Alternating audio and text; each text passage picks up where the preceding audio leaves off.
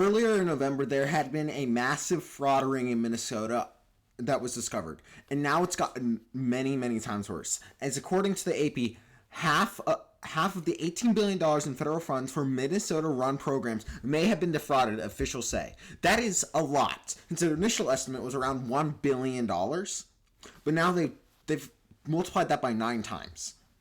Almost 10. And that's an insane amount of money. It's like insane.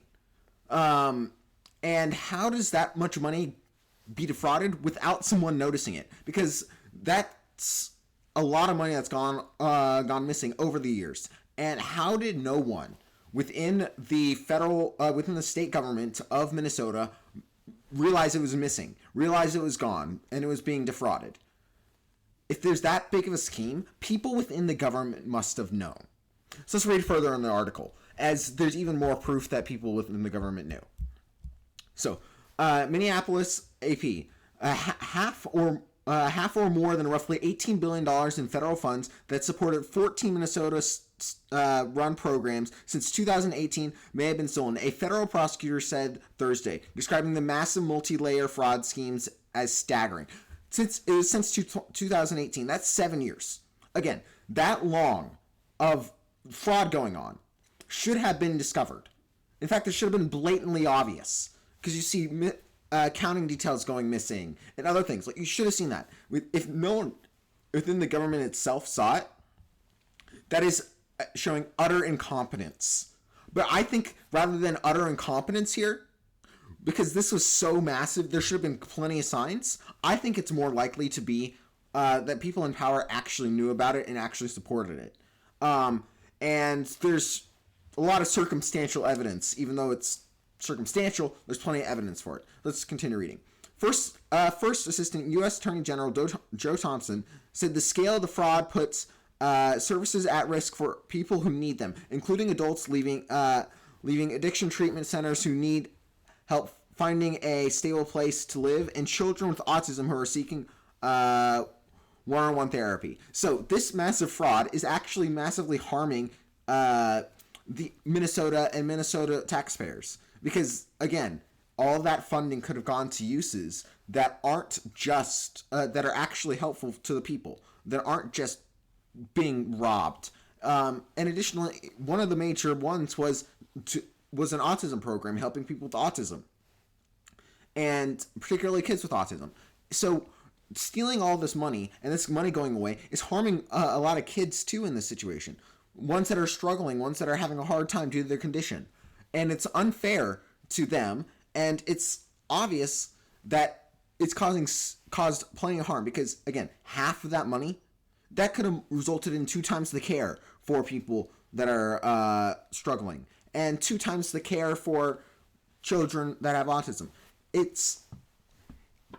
But the fact that money was defrauded massively harmed them. Additionally, since some of the programs have covered costs, I bet that also hurt a lot of the people that are supposed to get these benefits financially. It's harmed them probably in many ways that we haven't imagined. And it's harming the average taxpayer and the actual people that need it with this when this fraud is happening. And I'm still surprised that they didn't notice it.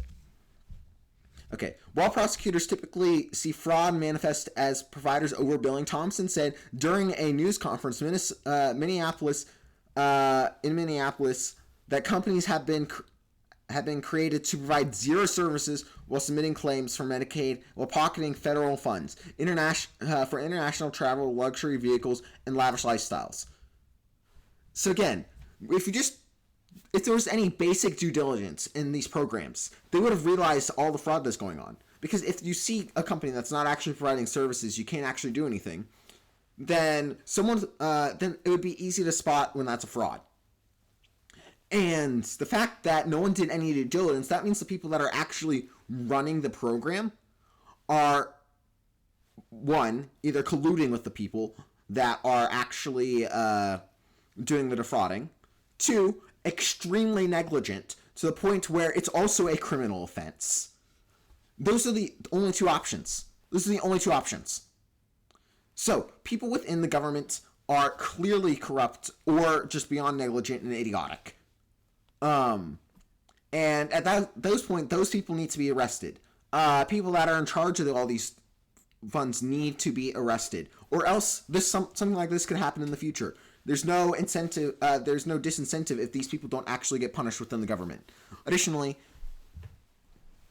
if you can't actually charge them, then they're just going to continue doing it. If they're still in government power, they can continue the fraud.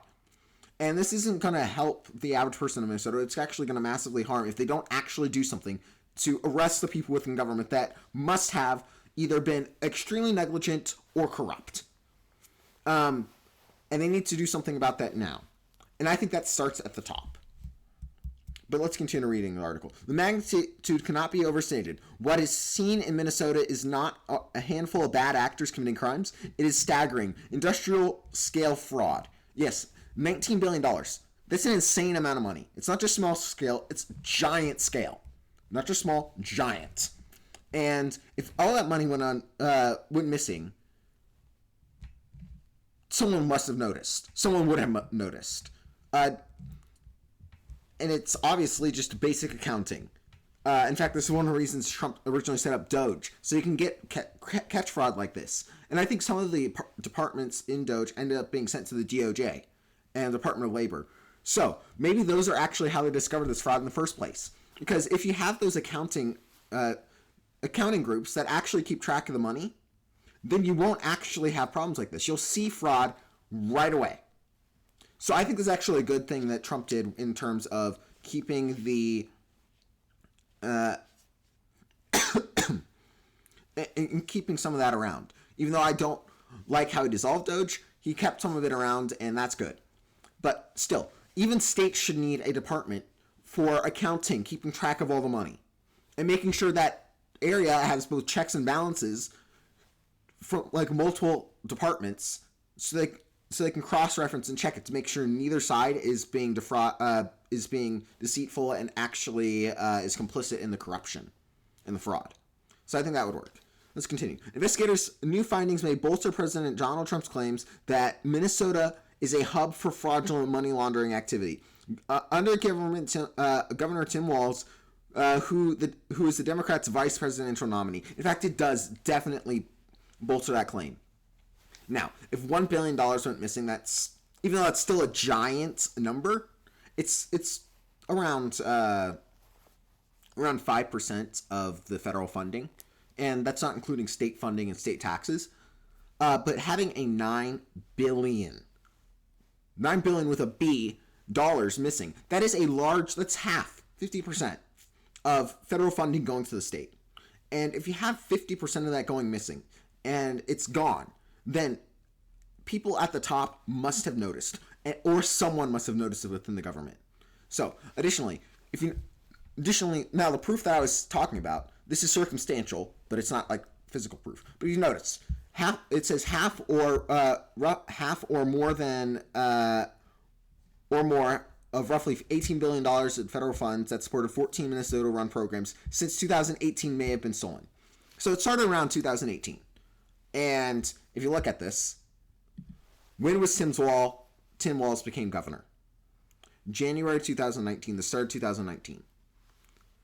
So right around when he was elected was about the time that it started. It started probably a year earlier, but still, it was around the time where Governor Tim Walz actually came into office. And the fact that he didn't notice anything or practically ignored what is going on is definitely signs that either his administration's corrupt and was involved, or himself was involved, or anyone around him. At least he must have had some sort of semblance of what was going on. So it's clearly that he's embroiled in the scandal in some way. He's somehow connected to this fraud, because if he was a responsible governor, he would have noticed. Or, as again, I mentioned, he was negligent to the point where it should be considered a crime. Or is just so incompetent, as Trump called him a retard when he was talking at this Thanksgiving post. He's just incompetent. That could be it too. As we saw his incompetence on the when he was trying to run for vice president, we saw how he was incompetent. Also, another thing with Tim Walz, I believe there was an issue with him in lying about service in the military too. So he's actually been proven to lie too. So that's another issue with him. So he's been proven a liar in the past. There's this massive fraud under him, and he didn't do anything about it. In fact, he was practically complicit, as he was negligent and didn't do anything. When there was enough money there to where he should have noticed when money was going missing. So he's somehow, so I think he probably, in my opinion, he is somehow complicit in this. And even then, if he isn't, he is so incompetent that he should be removed from office and impeached some way. By the state legislature or maybe Supreme Court. I don't know how they do it within state governments. So I'm not that familiar with all the state governments yet. But somehow they need to remove him. Either you could also do it through the election, too, because he got reelected in 2022. So I think his reelection bid's going to come up soon. So maybe remove him from office in the next vote. That could be another thing. But the thing is that at that point you still wouldn't be able to get him on the crimes that he committed, though.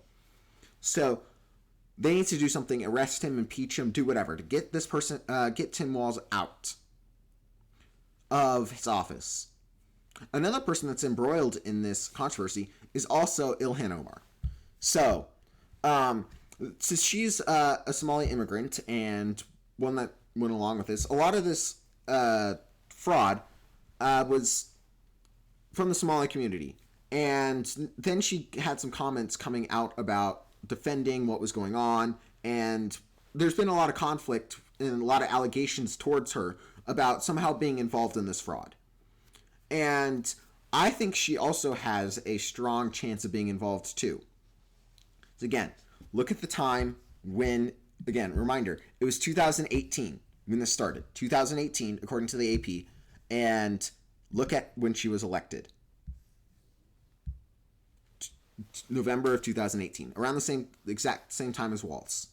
So again, it started around the time that she came into office. And it got worse since then. So I think she was probably also involved. Because she's also has all the access into information on state policies, what's going on there. In fact, that's her job is to protect her constituents. So I bet she also had access to information what was going on in the state, and again, she also has connections to the person that is some of the people that were in the, that were in the fraud ring. So there's been a lot of concerns about here, and this is one piece of circumstantial evidence. But here's some other related stuff that on the clash of the Minnesota fraud investigation. So that's Omar ended up clashing with Bessonette. I'm not sure to pronounce that. Bessonette over the massive fraud in Minnesota. So here's an article over it. The fraud scandal in Minnesota escalated over the weekend as both U.S. Treasury Secretary Scott Bessonette and Rep. Ilhan Omar publicly spoke out on Face of the Nation. Bessonette spent much of his interview discussing Treasury Department's investigation, which includes whether taxpayer money went into terrorist organizations in Somalia, calling out Omar in her response. She was gaslighting the American people, Bessonette said, on Face of the Nation. Meanwhile, Omar pushed back, saying that any connection between alleged Somali fraud and terrorism would fall on the FBI. If there's a linkage in the money that was stolen going to terrorism, that's a failure on the FBI. Honestly, I do think it's a failure on the FBI. And mainly, a lot of the fraud was going on in the Democrat administration, even though it's said the funds that were being stolen started all the way back in 2018 when Trump was there. I bet it was a lot smaller because that's when it just started. But a large portion of the fraud went on during the Democrat administration when Biden was in charge of the FBI. And that's when it became truly a big issue in terms of Minnesota fraud, when the fraud escalated to more and more of it being stolen. So, it was actually on the FBI's fault, but it was also on a Democrat-led FBI, which probably helped cover it up, because one of Biden's major things he campaigned on was, not exactly campaigned on, but allowed, was a lot of immigration. And he said he would protect immigrants and immigration. So they probably, on the FBI side, probably realized what was going on.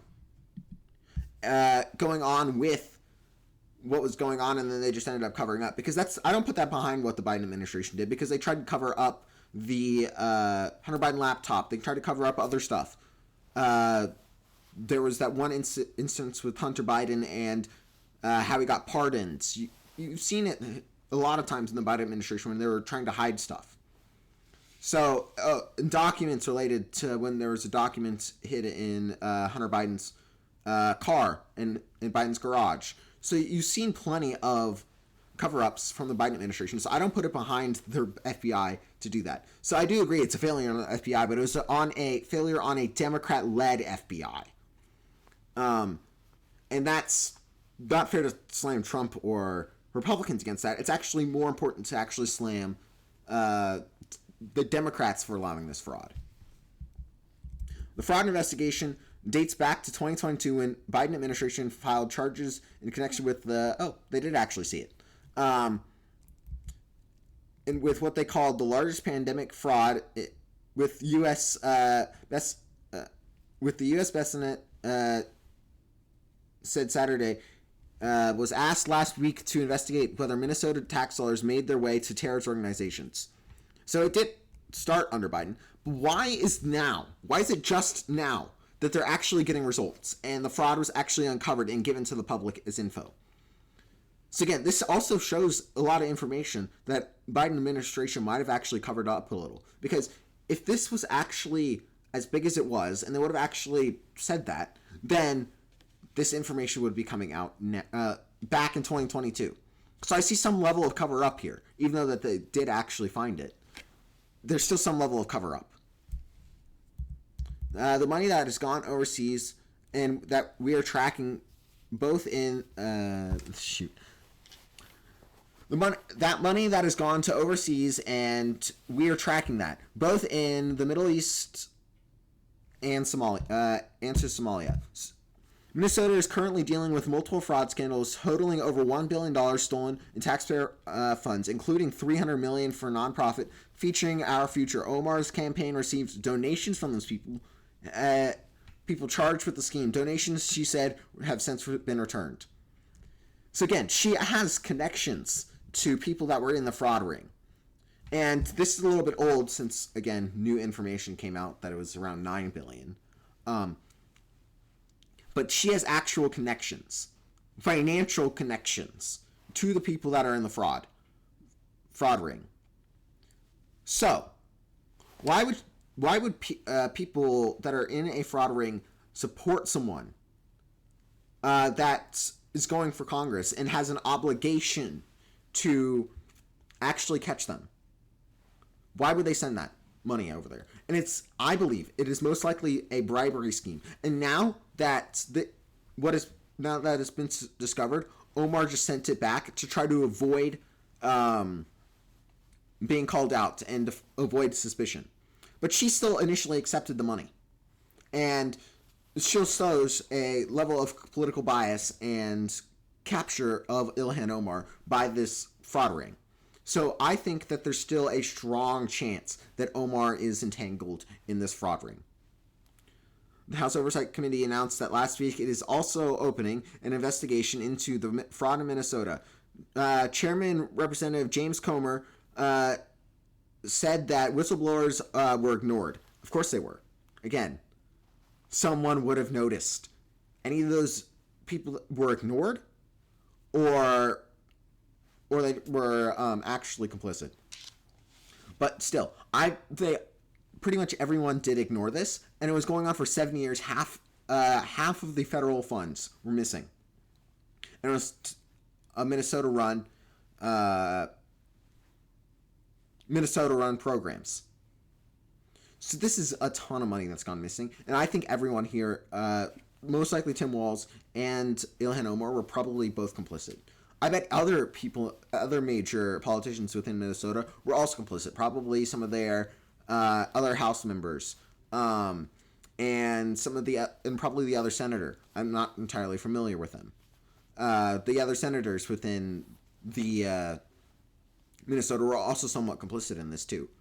I think there's a chance of that.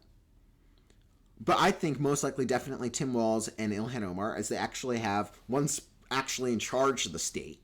So they actually have access to the information, and it's their job to find this fraud, get it out, and make sure that their state is running smoothly.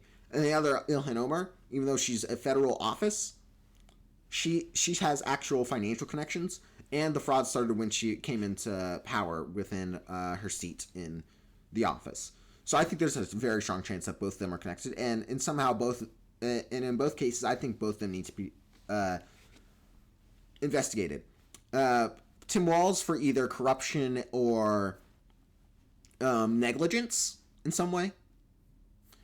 I think that's what Tim Walz should be investigated for. And then Omar is just corruption and fraud. Additionally, there was the other stuff with the birthright citizenship. That's a separate thing. But in relation to this case, I think she also needs to be investigated for that. Okay, let's continue. The House Oversight Committee announced last week that it's also for opening investigation. Oh, I already read that. They said that they alerted both Governor Tim Walz and Attorney General Ellison that this fraud was taking place, and that both AG and the governor of Minnesota turned a blind eye. So here's actual showing of negligence by both Ellison, the Attorney General, and the governor. So again, they need to be investigated. They need to be removed from office, as they are clearly complicit. Senator John Kennedy also weighed in on the Senate floor last week. He called the fraud case a clown world on steroids. I love Kennedy. He always has the funniest lines. But yeah, it is a clown world. What's going on in Minnesota is clearly a clown world. It's either a lot of corruption, negligence, or just idiocy. And I think that's what's going on in Minnesota. And it says, it makes me want to knee someone in the groin. It makes me furious. Of course it makes you furious. That $9 billion, instead of being wasted on fraud, could have gone to actual people that needed it, or it could have even gone down to pay the debt. So, this fraud is obviously so big and so massive that both Tim Walz was notified of it, the Attorney General was notified of it. I bet also Ilhan Omar was also notified of it, in a way, because probably Tim Walz told her, to the Attorney General. She most likely knew. So everyone in this case most likely knew the fraud that was going on and just ignored it and turned a blind eye. So I think all of them need to be arrested in some way, removed from office, arrested, as they've clearly showing corruption here. Okay, so a total of 87 people have been charged across all the main fraud cases, but 8 are Somali of Somali descent, with 61 being convicted so far. The Amy Bach, founder of Feeding Our Future and the alleged mastermind of the scheme, was found guilty on all counts awaiting sentencing. So even then, we have convictions. So it's not just alleged. It's actual convictions of people. So why not go after the people that are probably in charge of this? Which again, Governor Walz, Attorney General, since he turned a blind eye.